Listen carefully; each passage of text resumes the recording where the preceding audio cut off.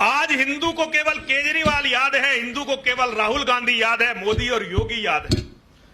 हिंदू को याद नहीं है तो चित्तौड़ का वो किला याद नहीं है जिस पर अलाउद्दीन खिलजी ने केवल यह जानकर अटैक किया था कि रानी पद्मिनी पूरी दुनिया की सबसे खूबसूरत स्त्री है और इस्लाम कहता है कि जहां इस्लाम का राज हो किसी को भी खूबसूरत स्त्री रखने का काफिर को अधिकार नहीं होता। यह इस्लाम कहता है, उनकी हदीसें कहती हैं। मैं चुनौती दे सकता हूं, जो कहता हो नहीं कहती, आओ किताब लेकर बैठते हैं और उस पर बहस करते हैं। अलाउद्दीन खिलजी अटैक करता है 5 लाख लोगों को लेकर, जिनमें केवल 20,000 मुसलमान थे। 4,80,000 ऐसे हिंदू थे जिन्हें अपने धर्म का ज्ञान ही नहीं था, जिन्हें यह पता नहीं था कि इस्लाम क्या है और हमारा धर्म क्या है, सनातन धर्म क्या है। ऐसे कीड़े आज भी इस धरती पर बहुत सारे रेंग रहे हैं। मैं केवल अंतिम दिन की कहानी आपको सुनाना चाहता हूं। जब चित्तौड़ के राजपूतों को यह लग गया कि अब हम रानी की रक्षा नहीं कर सकते, तो उन्होंने रानी पद्मिनी को अपनी सभा में बुलाया। उन्होंने महारानी से कहा, महारानी मां, हम अब आपकी रक्षा करने में सक्षम नहीं हैं, हम लोग कल जाएंगे और सारे लड़कर मर जाएंगे, आप अपना निर्णय बताइए कि आप क्या करने वाली हैं।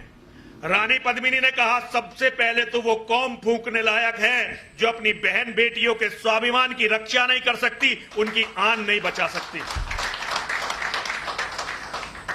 उसके बाद उन्होंने आदेश दिया कि मेरे लिए तो एक काम करा जाए, एक बड़ा हवन कुंड बनाया जाए। यदि आज तुम में इतनी हिम्मत नहीं है कि तुम मेरी आबरू बचा सको, मेरी आबरू की रक्षा कर सको, तो मैं अपने आप को अग्निदेव को समर्पित कर दूंगी और वो मेरी आबरू की रक्षा करेंगे, वो मेरे स्वाभिमान की रक्षा करेंगे। कुंड था बहुत बड़ा, 40 फुट गहरा और बहुत बड़े क्षेत्र में फैला हुआ कुंड था। उस कुंड में एक बहुत बड़ा हवन कुंड, जिसे आप लोग चिता भी कहते हैं, अज्ञानी चिता कहते हैं, मैं उसे हवन कुंड कहता हूं, वो तैयार की गई। सारी दुनिया जानती है कि जब रानी पद्मिनी उस चिता की तरफ, उस हवन कुंड की तरफ गई, तो किसी को उसमें तिल्ली दिखाने की जरूरत नहीं पड़ी, माचिस दिखाने की, आग दिखाने की जरूरत नहीं पड़ी। सती का इतना तेज था कि अग्निदेव स्वयं प्रकट हुए। रानी पद्मिनी उस चिता में चली गई। उनके जाने के बाद नंबर आया उन औरतों का जो बूढ़ी थी। सारी बूढ़ी औरतें उस चिता में चली गईं। बूढ़ी औरतों के बाद जवान औरतों का नंबर आया, जो विधवा हो चुकी थी, वो उस चिता में चली गईं। विधवाओं के बाद नंबर आया सुहागन औरतों का। सारी सुहागन औरतें उस चिता में चली गईं। उसके बाद नंबर आया कुंवारी लड़कियों का, कोई 13 साल की, कोई 14 साल की, कोई 11 साल की। वो सारी बच्चियां उस चिता में चली गईं। और जब वो सब उस चिता में चली गईं, तो अब उन बच्चों का नंबर आया जो अपने पैरों पर नहीं चल सकते थे। कोई 6 महीने का था, बेटे भी थे, उनमें बेटियां भी थीं। मुझे समझ में नहीं आया ये कौम इतनी कायर कैसे हो गई कि आज हम सच को सच बोलने में डरने लगे। लेकिन सत्य तो ये है कि इस देश में एक बार नहीं, 2 बार नहीं, 3 बार नहीं, हजारों बार ऐसा हुआ जब पिताओं ने, भाइयों ने, दादाओं ने, चाचाओं ने, ताऊओं ने अपने बच्चों को अपने हाथ से चिता में फेंका। कोई 3 महीने का है, कोई 6 महीने का है, कोई 9 महीने का है, कोई साल भर का है। वो चल नहीं सकते थे, अपनी मर्जी से चिता तक नहीं जा सकते थे। उन सबको चिता में फेंका गया और उन्हें चिता में फेंकने के बाद सारे राजपूत इकट्ठे हुए। मेरी अपनी भी एक बेटी है, शुभम बेटा। मैं कभी कभी कल्पना करता हूं, मुझे कभी पता चलता मेरी बेटी को चोट लग गई। मैं बहुत कम मिलता हूं अपनी बेटी से, लेकिन जब मुझे पता चलता है मेरी बेटी के कहीं चोट लग गई, तो मुझे ऐसा लगता है जैसे किसी ने मेरे दिल को पकड़कर निचोड़ दिया हो।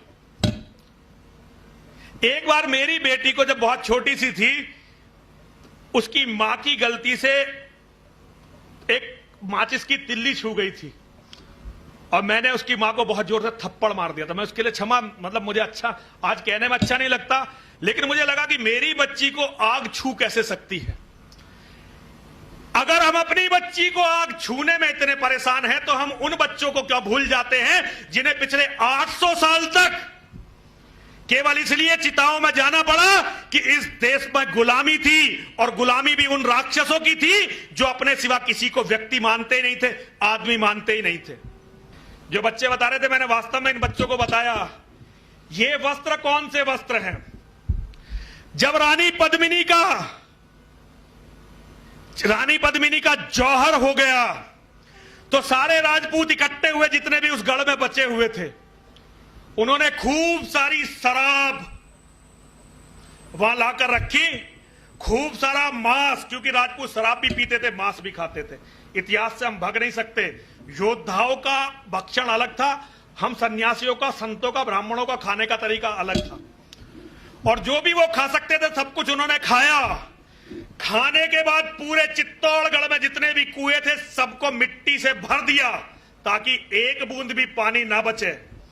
चित्तौड़गढ़ में जितना भी अन्न बचा सबको जला दिया, पूरे चित्तौड़गढ़ को आग लगा दी। और उन्होंने फिर ये केसरिया कपड़े पहने, मेरा रंग दे बसंती चोला। और ये कपड़े पहनकर, क्योंकि ये आग्नेय वस्त्र होते हैं, वो लड़ाई के लिए निकले। और इतिहास जानता है